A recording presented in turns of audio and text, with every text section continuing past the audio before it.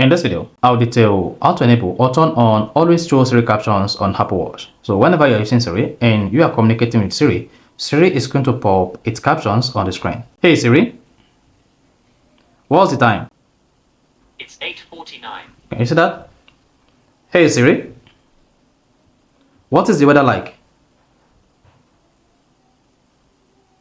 You see that?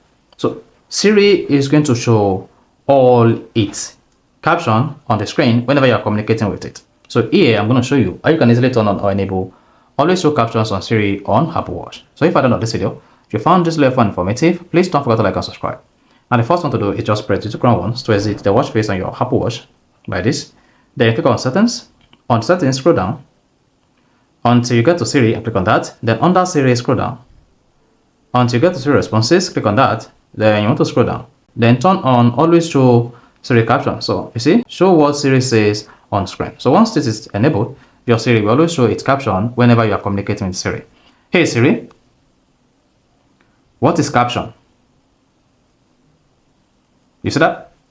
So Siri will start showing whatever it is saying on the screen. So if you found this video helpful and informative, please don't forget to like and subscribe.